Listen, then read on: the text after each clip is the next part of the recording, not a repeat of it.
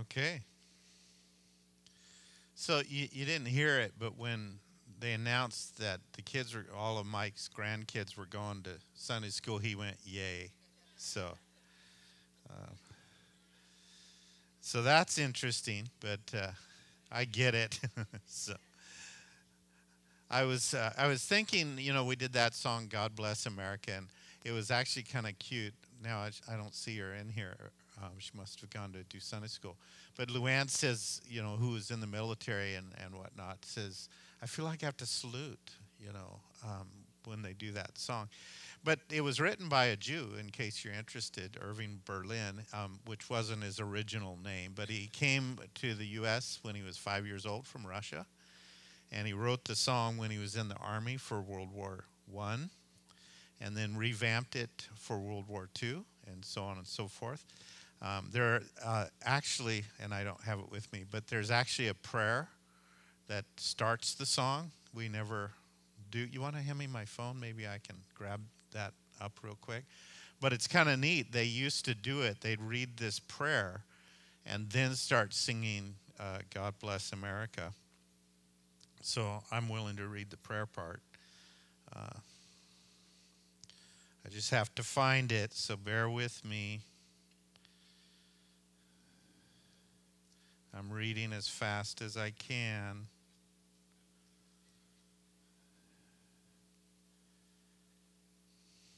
I went too far because now I'm reading about the Philippines and Japan for some reason.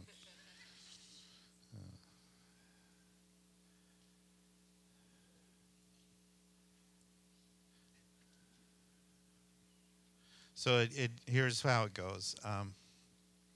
So this is the opening of God Bless America. While the storm clouds gather far across the sea, let us swear allegiance to a land that's free. Let us all be grateful for a land so fair as we raise our voices in solemn prayer. And then it would start the song. So I thought that was pretty neat. And I don't want this up here because it'll go off or something. And it messes with my microphone. So I thought that was good. There were some other things he rewrote, just interesting things. The Ku Klux Klan hated that song because it was written by a Jew. Yeah, right. So that was interesting. But it's fascinating when he talks about it being his home, and sometimes we forget what a blessing we have here. And how wonderful it is that we can enjoy our nation. And we get a little spoiled, and when that happens. So I was thinking about that in a personal experience. He's gone on to be with the Lord, but I had a friend who is a minister and overseer for Foursquare in Cameroon, which is in West Africa.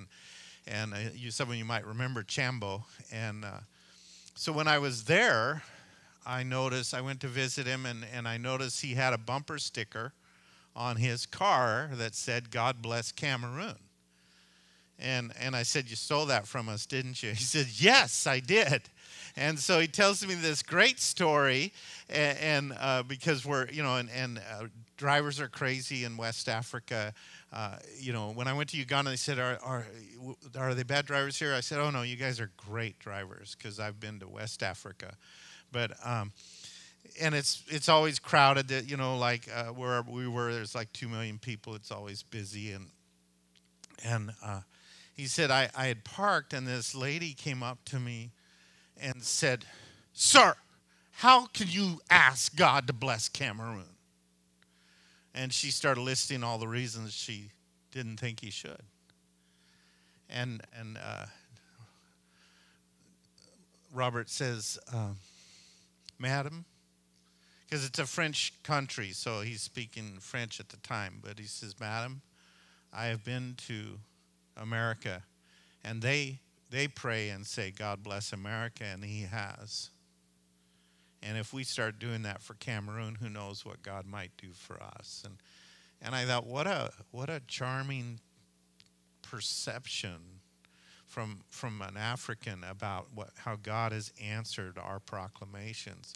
And as Christians, if we're not careful, we'll look at everything that's wrong and stop praying for blessing on our nation, and we'll stop loving our land.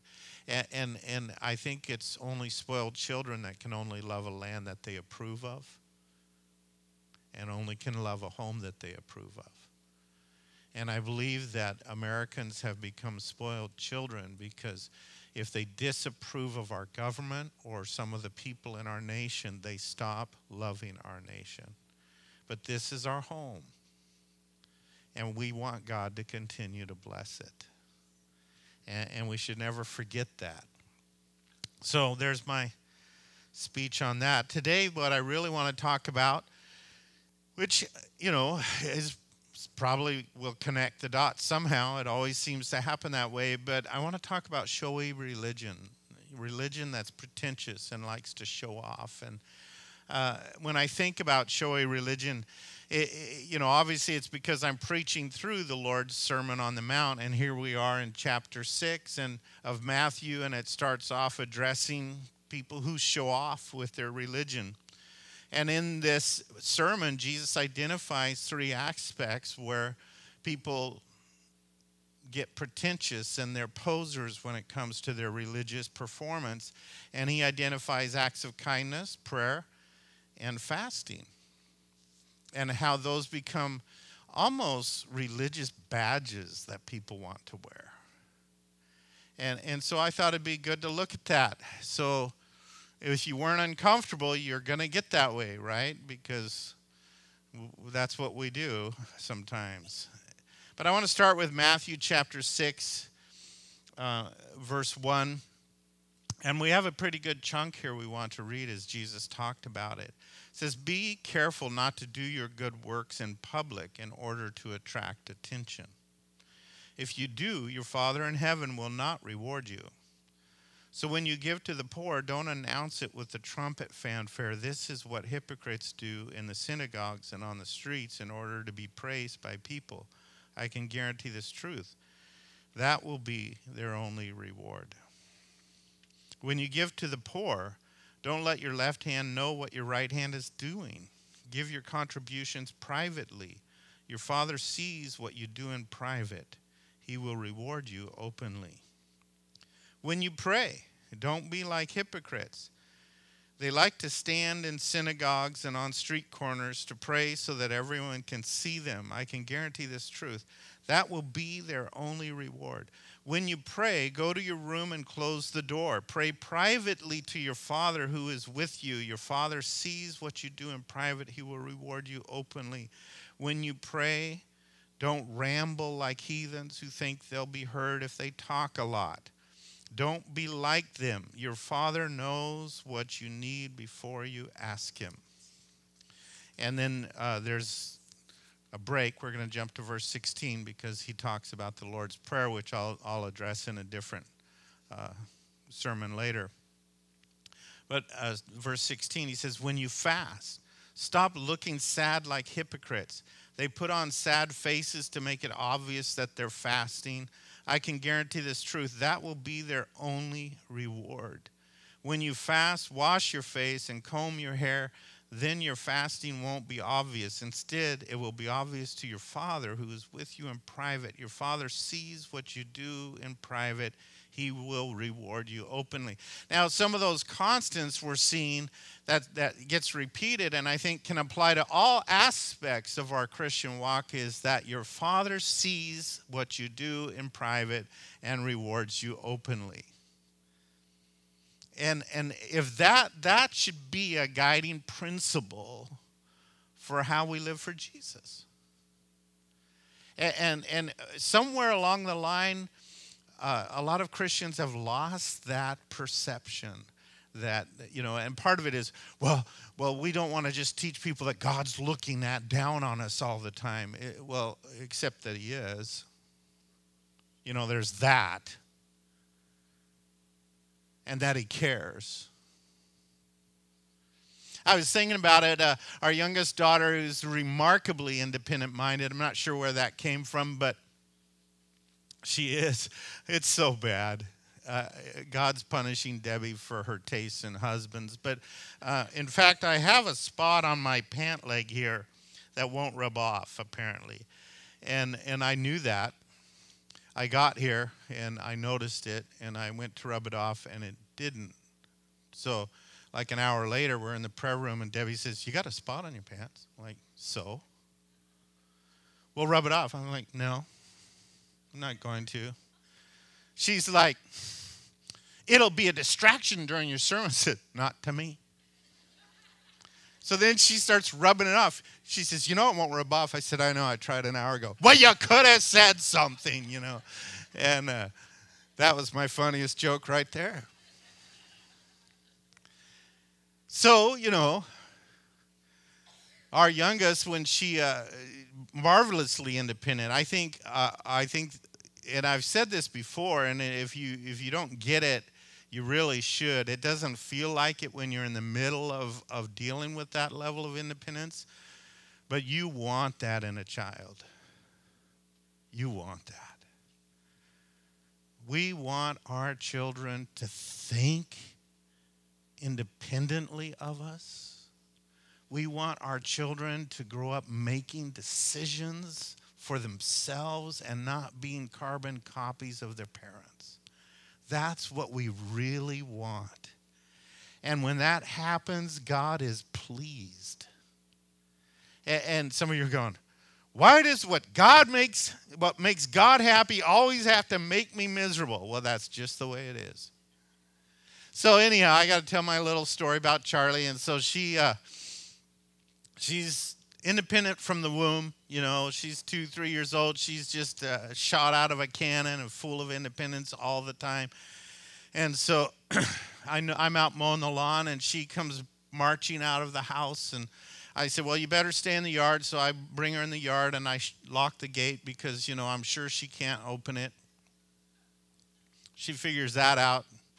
And I hear the gate open, and I see her leave the driveway and start walking up the street. She's a toddler. So I start following her. I'm curious. You know, I don't want her just wandering off, but I do kind of want to see what's going on.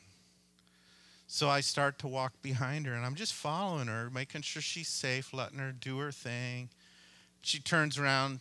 And she had, I don't know why this was, but she had a real rough, I don't know if you remember when she was a toddler, she had a real rough accent, kind of like a New Yorker. I think it was a blend between Americans and Debbie's mom, but from Trinidad. But she's like, "What are you doing?" I'm just following you. "What are you doing?" "Going for a little walk." I'm like, "Okay. I want to be alone." I'm like, "I can't let you do that. Go away." And it's like that. And I don't know what I was talking about anymore. But that's a good thing. But sometimes we want to do that. We want to go take that little walk without the father watching. And a good parent is watching. And a good parent does set up boundaries. And God does that, and we want to think he's not paying attention. And you know that as a parent, like when you have a small kid, you hear every door open, you hear every gate, you hear everything, and you're looking, you're checking because you're cheap and you don't want to pay hospital bills.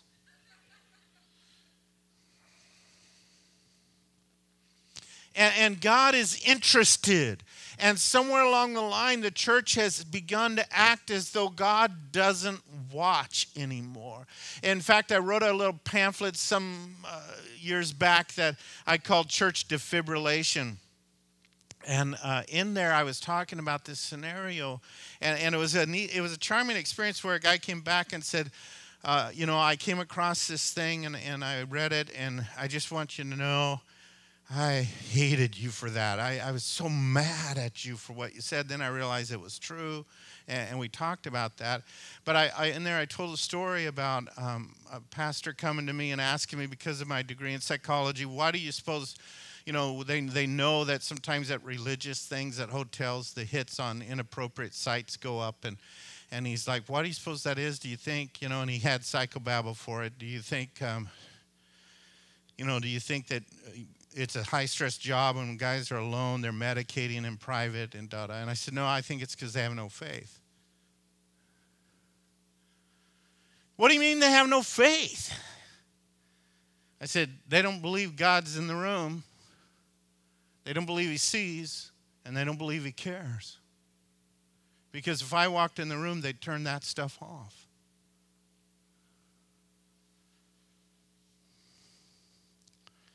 And it becomes a matter of faith how we live in secret. See, it's not fun anymore, is it?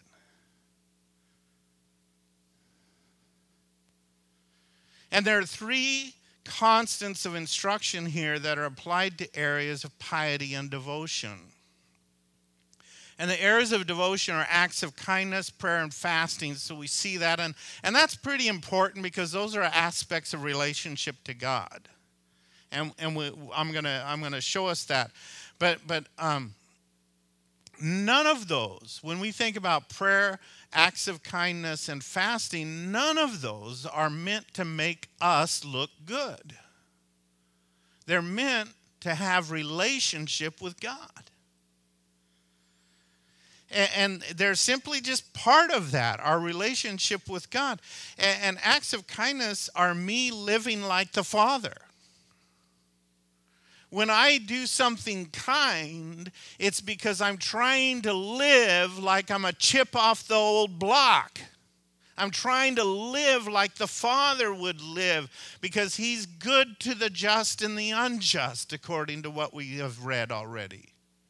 That he sends rain and sunshine on people whether they believe in him or not. He's a good Father. And so I'm learning to respond to people as good as a good father, just because I want to be like him. It's not about them anymore. It's about him. And I have over the years had this conversation with God, and I've realized that I shouldn't bother, and it probably bores him a bit. But I've said, God, I don't know why you would pick me, because there's just so many things wrong about me and ministry. I don't like people.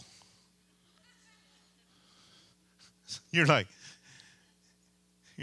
why do we even come here? I don't know.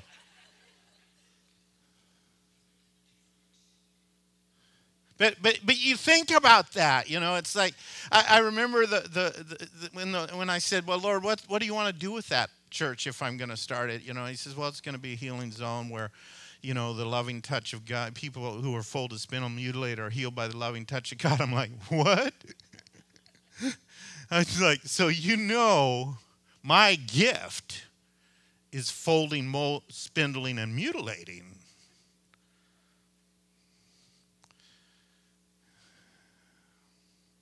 In fact, I remember this was funny because we actually went to dinner at Chris's house one night before we started the church. And I said, this is the vision God gave me for the church. And Chris goes, well, I guess in our weaknesses he could be made strong. I'm like, what a jerk. But anyhow, she's like, I don't remember that. Well, I do. And I was just wounded. Can't you tell? Yeah, therapy. So, but it's true. It's like, absolutely. Absolutely. And you begin to realize that living for Jesus is that. Living for him. It has nothing to do with anything else. It has nothing to do with the results. It has nothing to do with the people. It has nothing to do with anything. You're doing it for him. And you say, well, if you don't like people, how do you manage to love them? He does. He does. And therefore we must.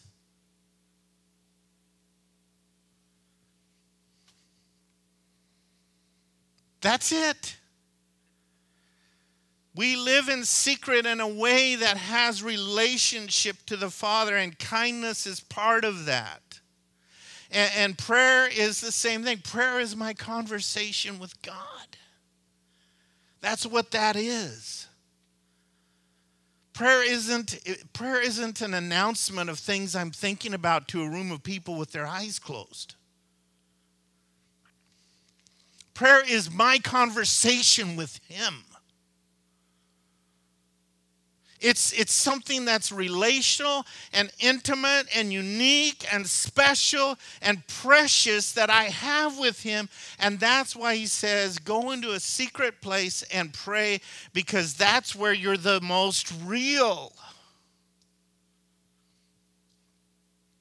You know, it's like, I've said this for years. I still think it. You put a camera on someone, they're acting. You watch those news things where they pull up with the cameras and they interview, Joe Cool on the street. And it's like, as soon as they see that camera, they're putting it on.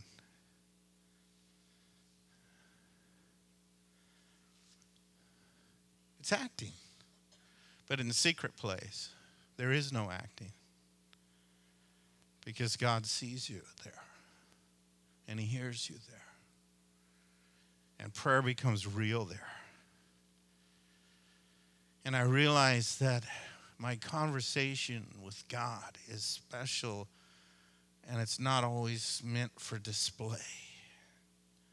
And fasting is the same way. It's a process of relationship, because fasting is a matter of sacrifice and humility. It's really what it's about. It's about sacrificing, and it's about humbling myself in his presence. And that's not something for display. I realize that I put my relationship with God before personal interest when I sacrifice. And unfortunately, what people have done is they've taken fasting and they've turned it into like a energizer, an extra battery for prayer that manipulates God. Well, if I fast, this will happen. Sometimes all that happens when you fast is that you go hungry. And that's a good thing, because you get humbled at that point. And then you will be broken. And that's a good thing. Because people who fall on the rock are broken, but people that the rock fall on are crushed. And we think, well, I'm going to get a pound of healing for a pound of fasting. And you don't get it. You're still being Simon the sorcerer, who believes he can buy the blessings of God instead of understanding the magnificent, gracious mercy of God, who is kind to people regardless of what they put in. And that fasting is about your relationship as you sacrifice something that you care about to be with him, and you humble yourself in his presence because you need that food and he doesn't, and you realize that he is God and you are not. And that's all it's about. It's not some religious badge of accomplishment. And there are people that get extremely religious. And I'm going to fast 40 days because Jesus did. Who cares? You think the Lord's looking for you to have some hunger marathon before he recognizes you? It's his transformative power in the depths of your soul that matters. And your power over the enemy isn't your ability to punish yourself. Your power over the enemy is given by God himself because of Jesus.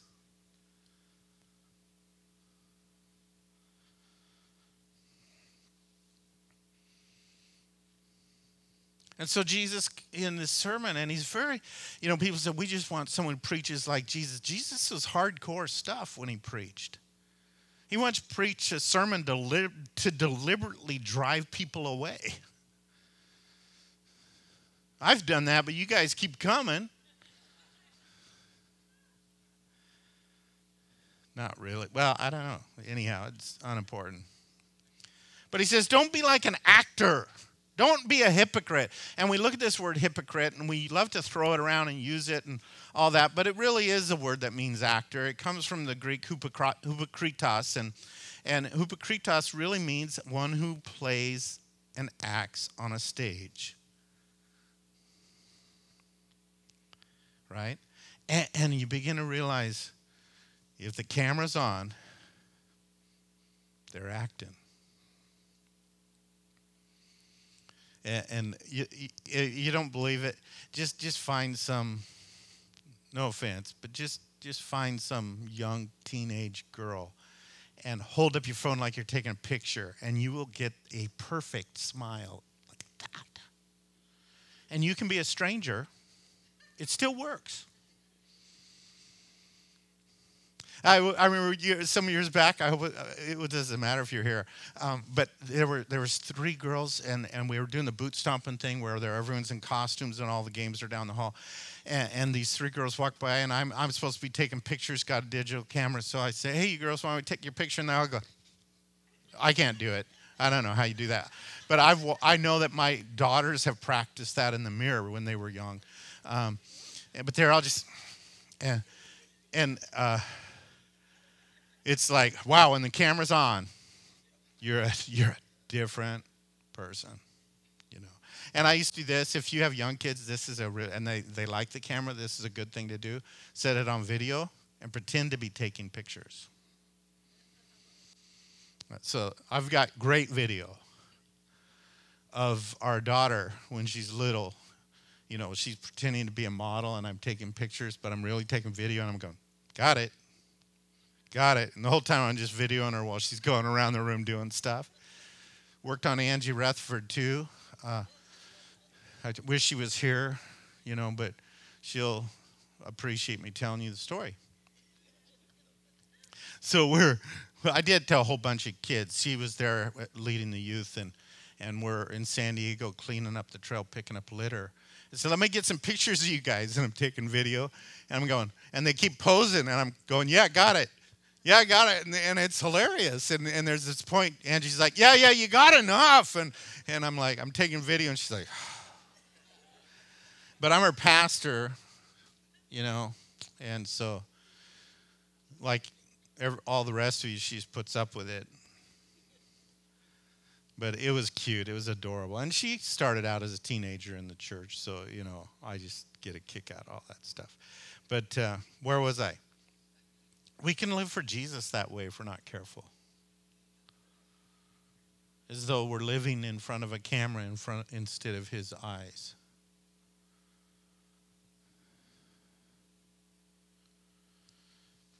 Have you ever noticed that Hollywood portrays people of faith in some really plastic, unreal, surrealistic ways that don't make sense?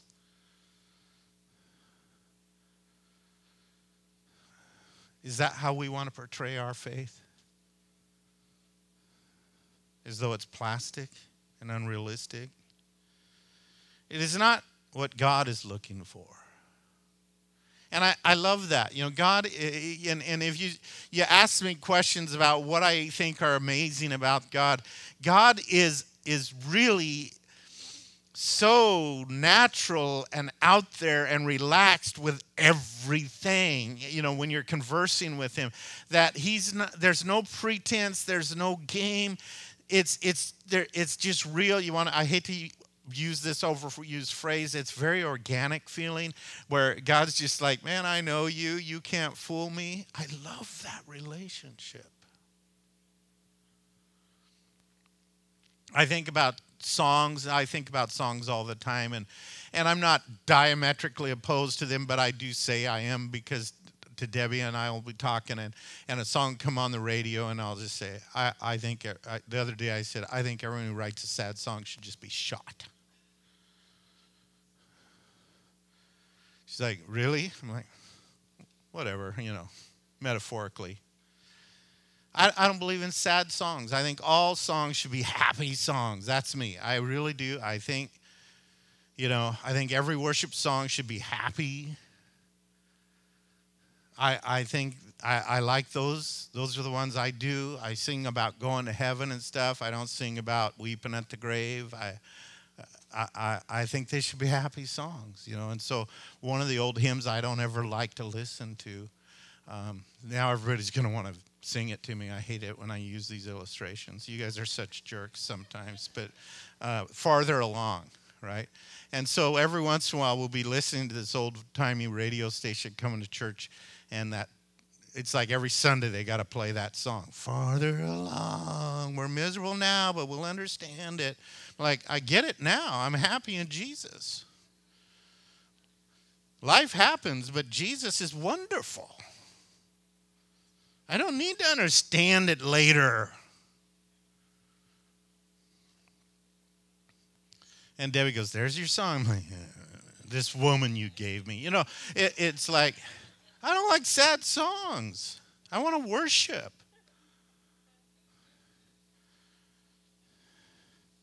And that's what I like about God. He's not looking for this pretentious religious expression. He's looking for connection with each and every one of you, the way you are.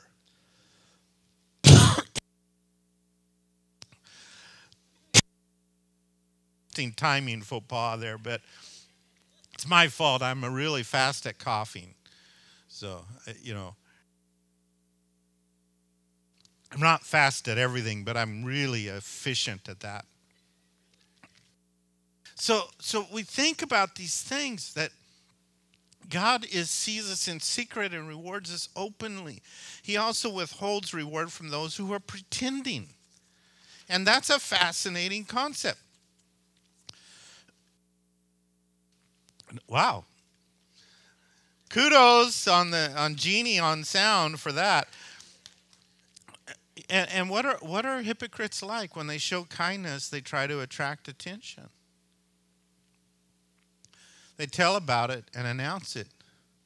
And I was thinking about that. Could you imagine being the recipient of that kind of kindness? Right? Someone blows a trumpet or has a video camera and they start handing you clothes or food, and you're like, well, yeah, thanks for, I'm taking my dignity away while you're trying to bless me. But that's what was going on. And when hypocrites pray, they like to be seen and heard by everybody. They're praying to the room instead of God. And we do that, and maybe we don't mean to do it, but we do it. And sometimes, I'll just say, I've done this. I'm sure you guys are more righteous and have not done this. That was sardonicism, but I've prayed and thought, I'm going to pray this way because I think everybody needs to hear this. Not because I think God might answer it.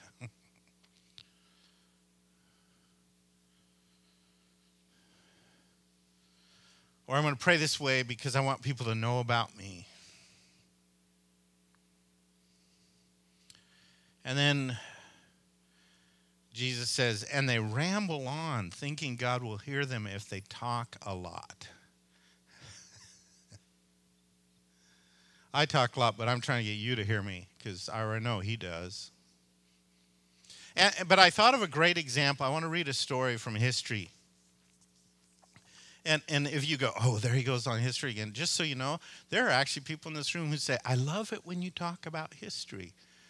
And so thanks to the three of you for that. But it's a story, and so it's just called What the Country Lawyer Knew. Let me just read it to you, and you'll figure out who it's about in a little bit. But it starts this way. Quick, who was Edward Everett? Nobody knows, right? Don't feel bad if you don't know. He was a past president of Harvard University. He was U.S. Envoy Extraordinary and Minister Plenipotentiary to Britain, and one of the most eminent American orators. That's a speaker. There 3 years before right? And so 3 years before he died, he was asked to give the most important speech of his life at a most important and solemn occasion. The purpose of this event was to pay tribute to an episode of profound suffering and sacrifice that had no equal in our nation's history, and to place it in the context of the terrible and epic struggle in which citizens were at that time engaged in. Edward Everett spoke for just over 2 hours. I got him beat. 2 hours and 8 minutes to an audience that had been gathering for days. His speech, by all accounts, met every expectation of this gifted orator.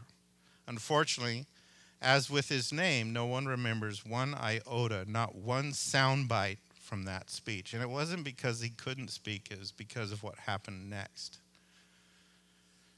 Whenever it was done, the next speaker was introduced. We do remember his remarks. He spoke for just under 3 minutes. He reduced the most complex of subjects and the sacrifice of thousands to just 272 words, a mere 10 brief sentences. He spoke so briefly that the photographers present could not ready their equipment in time, so we have no pictorial record of this. But his words live and resonate with us. He began with the most improbable of openings, which forced the audience to think 77 years ago. Those two, you knew that because you were there, but 272 words, not the previous 2 hours worth, are the ones that captured the moment. Lincoln's Gettysburg Address at the dedication of the Soldiers' National Cemetery is known throughout the world for its simplicity and its exquisite ability to communicate. And I was thinking about that in prayer. What are we missing? We're missing that it's relationship with God.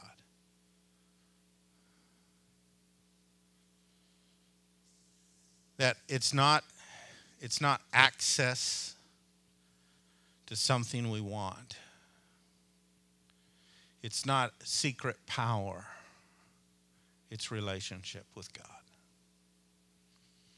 Over the years, you've heard me say this. People will ask, they'll say, do you believe in prayer? They'll ask me, do you believe in prayer? And I'll say, nope. Don't. I believe in God. Therefore, I pray to him. Because I don't believe prayer is a powerful thing in and of itself, autonomously from God. I think Gandhi believed in prayer, but he directed it in the wrong direction. I think Muslims believe in prayer, but they direct it in the wrong direction. And I think there are Christians that believe in prayer and direct it in the wrong direction. I believe in God. I believe he has the power to answer prayer. And I want a relationship with him. Therefore, I pray.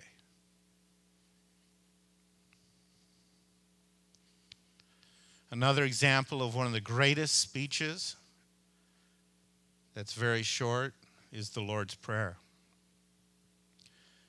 There are not many words in the Lord's Prayer. If you look at the original Greek text, you will notice there are 71 words in the Greek text in the Lord's Prayer. It takes 29 seconds to pray the Lord's Prayer.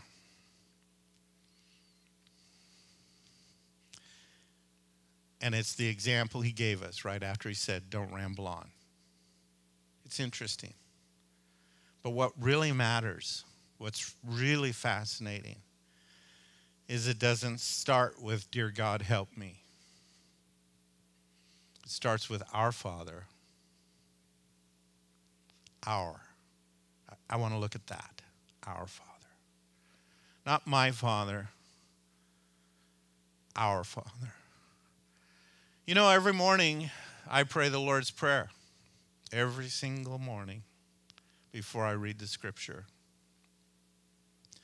You say, why would you do that? Because the Lord told me to about 5 years ago. The Lord said, you ever try just praying that every day?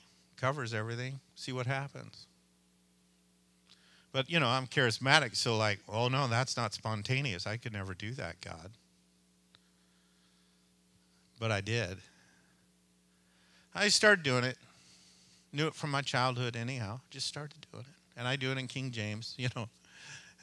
Our Father who art in heaven. And there's so many things he's shown me. The first thing he showed me was, have you ever noticed how many different ways I'm answering that prayer in your life? Wow. I pray it. He decides how to answer it. It's amazing. Then he says, you ever notice that you can't pray that prayer without thinking of others? Like, well, I do now because, you just told me. Ours. We go to him together. I can't pray for my needs without praying for your needs. I can't pray for my intimacy with God without praying for your intimacy with God. I can't pray for my blessing without praying for your blessing. It's amazing. It's tremendous.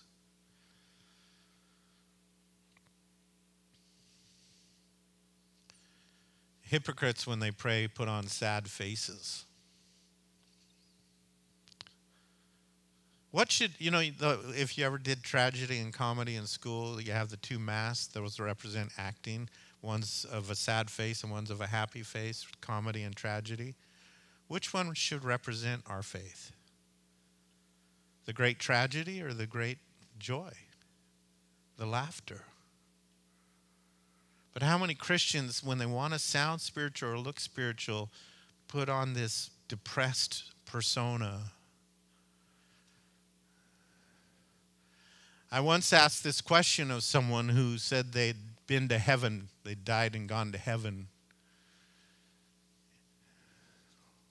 And I hesitate to tell you the conversation because that means I have to tell you something about myself that I wasn't planning on telling you. But there was an experience I did have that it sounds, supernatural. So I guess that's okay. And in my sleep, I realized I was being translated into heaven.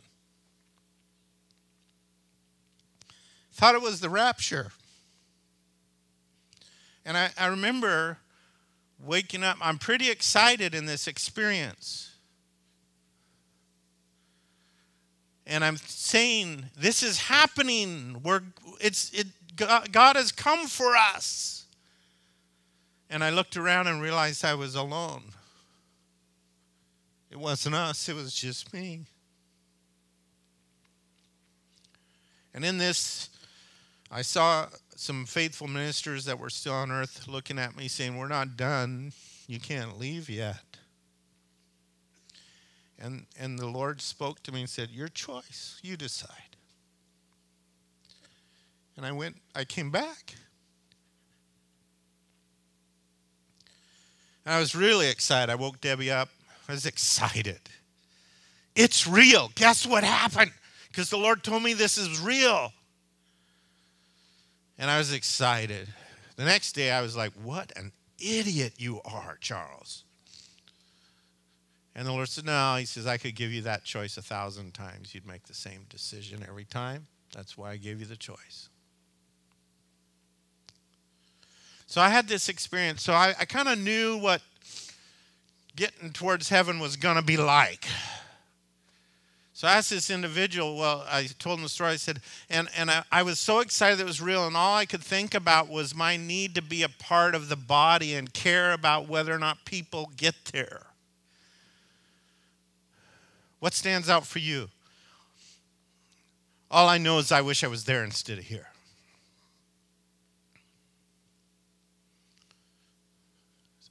See, heaven's not all about you. And if you come back from heaven and stay miserable, you didn't really go there.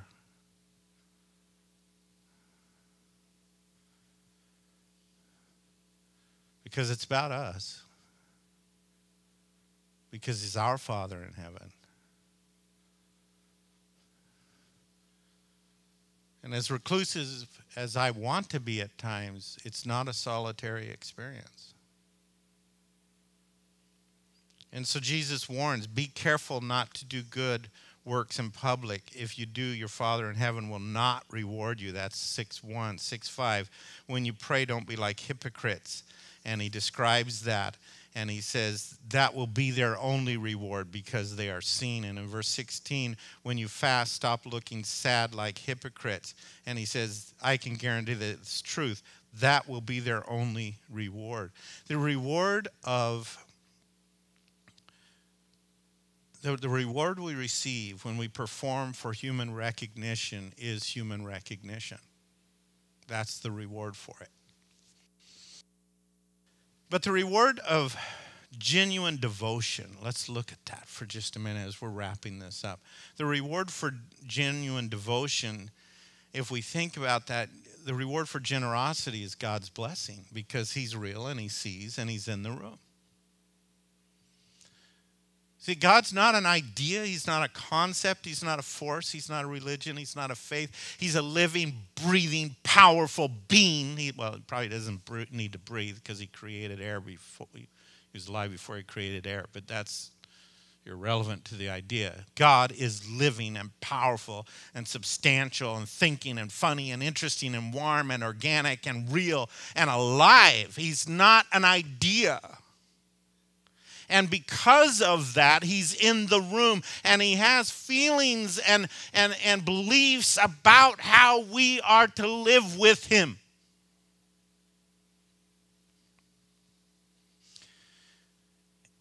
And our genuine devotion matters to him. How does he reward genuine prayer? God is hearing you. That's the reward for praying. Well, I didn't get my prayer answered. If I talk and God listens, I feel pretty important. That's pretty amazing. You ever meet someone that you think is really important or special and you're like, man, I had lunch with so-and-so. It's like, you can have coffee with God every morning. You might have to take up drinking coffee to do that, but he's there. The reward for fasting is humility. And it brings us to this question, do you want to be rewarded by God or man? If you want to be rewarded by God, your faith must be genuine and your devotion real. If you want to be rewarded by man, just put on a good show. True faith demands that we live as though God is very, very real and alive. That's what faith demands. You say, well, Charles, why do you have your devotions every day? You're very strict about that. Why do you do that? Because God is real. That's why. Why are you a Christian? Because God is real. I believe there are people who would be Christians if God didn't exist. But I know that I'm a Christian because he does.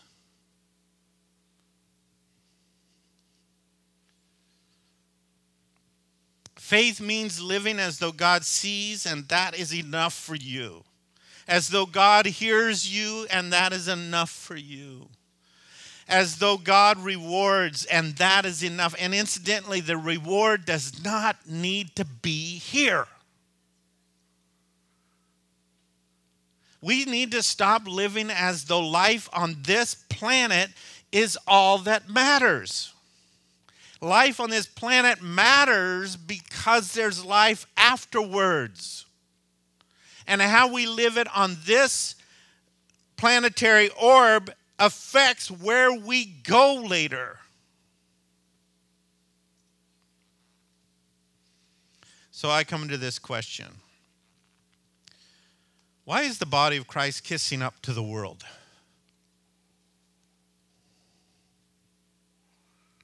That makes no sense. Why is the church trying to romance the world? Our groom, the person we are betrothed, you're not married to God, hasn't happened yet. But the person we are betrothed to is Christ. We are the bride of Christ. Not you, we. When an individual says, I'm married to God, no. The church, we, the church, our Father, we are betrothed to God.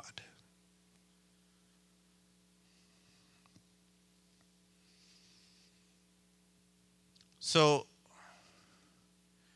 if God is our betrothed, then is the world our adulterous interest? that causes us to betray our devotion. And religious pretenders are nothing more than beautiful graves.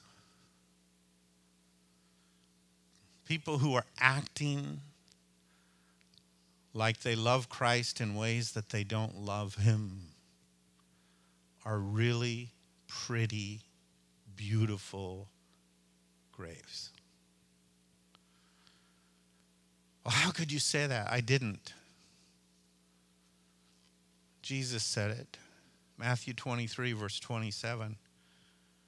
How horrible it will be for you, scribes and Pharisees, you hypocrites. You are like whitewashed graves that look beautiful on the outside, but inside are full of dead people's bones and every kind of impurity. That's us when we pretend. And we come to this conclusion. What others see doesn't matter.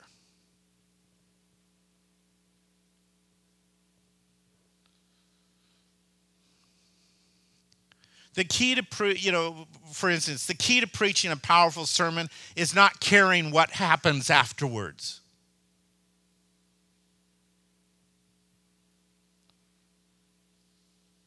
It doesn't matter what people think of us. And guess what? As your pastor, it doesn't matter what I see in you.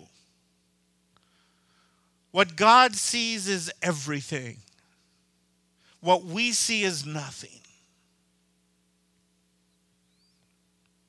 The secret life of any and every individual defines them.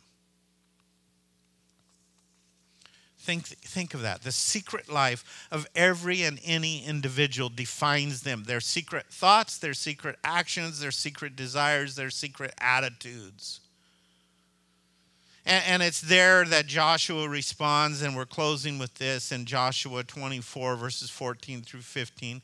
Fear the Lord and serve him with integrity and faithfulness. Get rid of the gods your ancestors served on the other side of the Euphrates River and in Egypt, and serve only the Lord. But if you don't want to serve the Lord, then choose today whom you will serve.